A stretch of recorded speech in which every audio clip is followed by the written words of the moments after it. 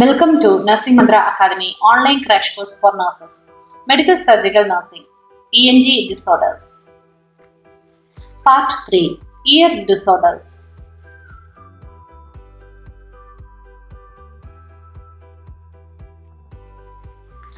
First we are going to discuss regarding hearing loss.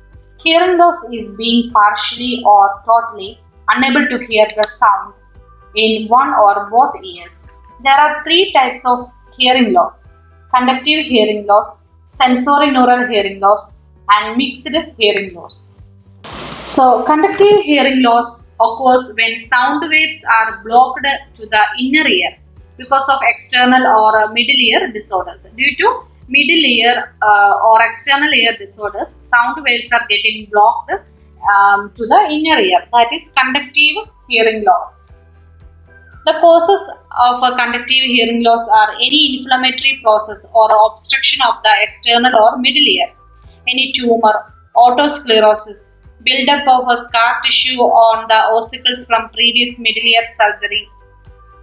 This is related to the conductive hearing loss.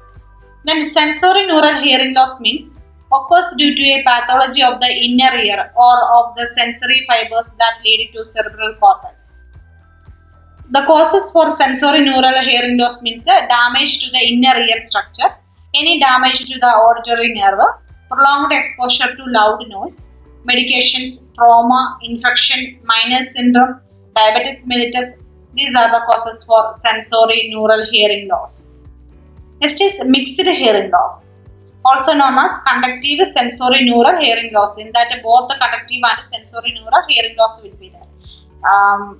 And the signs and symptoms for mixed hearing loss means muffling of speech and other sound will be heard, frequently asking others to speak more slowly, clearly and loudly, difficulty in understanding words, especially against the background noises or in a crowd of people, needed to turn up the volume of the television or radio, avoid large group, answering questions incorrectly, ringing in the ears, tinnitus, avoiding a social interaction. These are the signs and symptoms for a mixed type of hearing loss.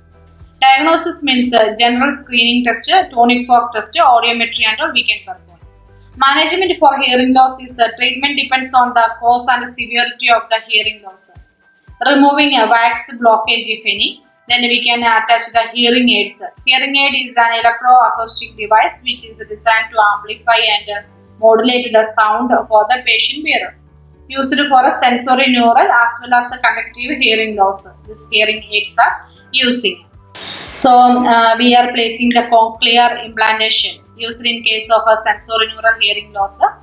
Cochlear implantation is using. So communicating with someone with a hearing loss, this is very important. If the patient, your patient is having hearing loss, how to communicate? Get the attention of the patient before beginning to speak. Move closer to the patient. Face the patient. Speak clearly and naturally. You should not shout to the patient. Use written words if the patient is able to see, read and write. Then rephrase the sentences rather than repeating. Talk in a room without other distractions.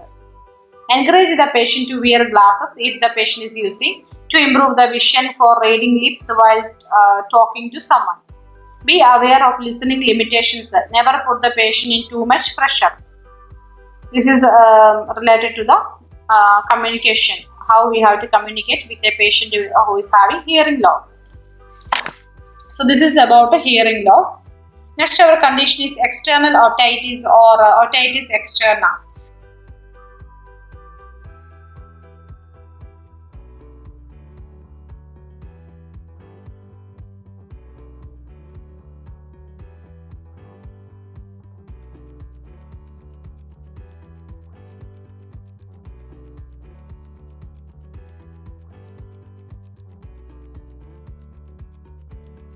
This is an inflammatory condition of the external auditory canal. The causes are bacterial infection, fungal infection, then excess moisture in the canal, in the swimmers and all we can see, then trauma, a pimple developing inside the ear abscess like that, and it will cause these issues, otitis, external otitis. Signs and symptoms are ear pain, itching, redness and edema, discharge of liquid or pus from the ear. Some degree of a temporary hearing loss also will be there.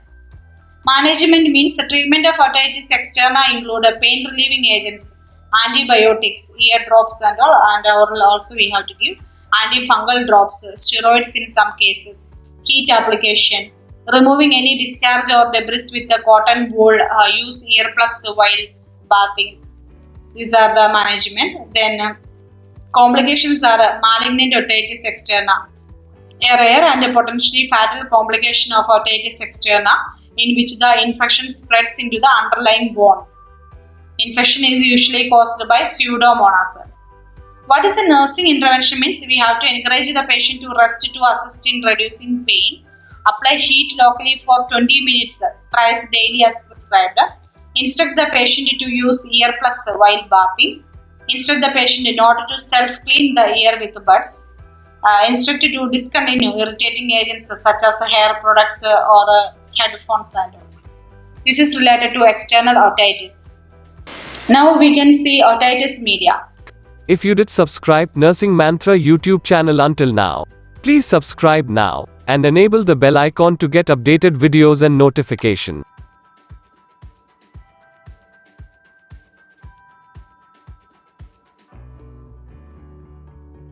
If you wish to know more details about Nursing Mantra study materials, feel free to contact me in WhatsApp.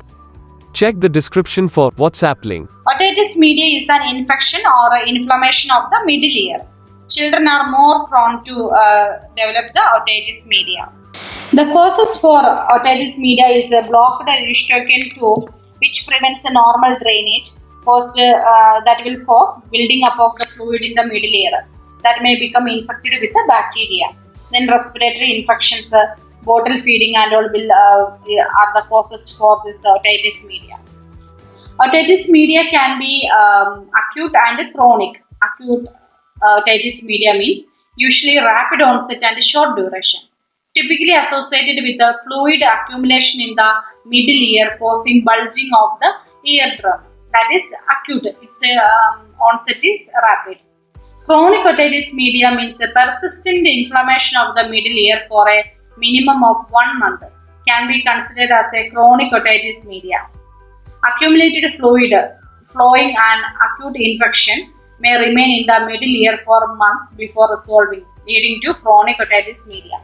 Chronic otitis media can cause ongoing damage to the middle ear and eardrum, and can also cause rupture in the eardrum through which drainage can occur.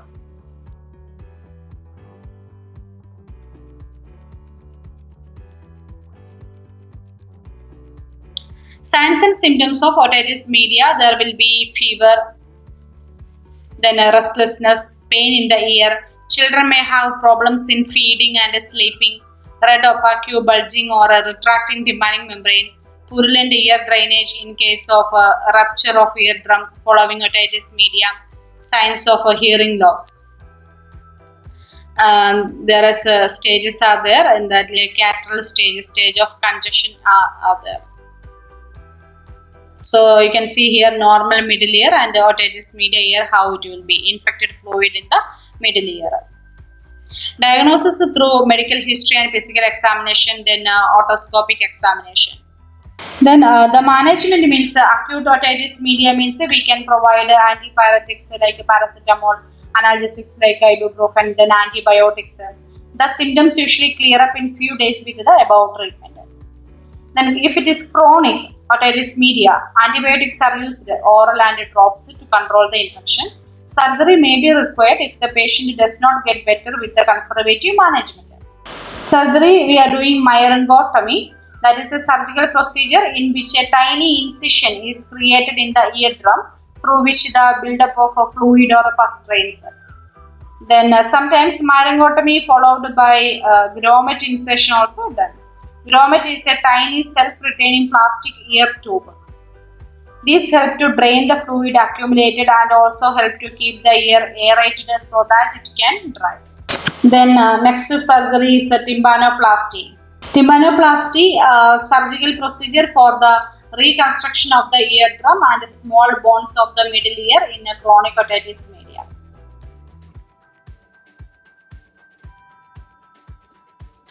For continuation of this video and more system-wise crash course, feel free to contact Nursing Mantra. WhatsApp number +971 5025 15717. Please check the description for WhatsApp link.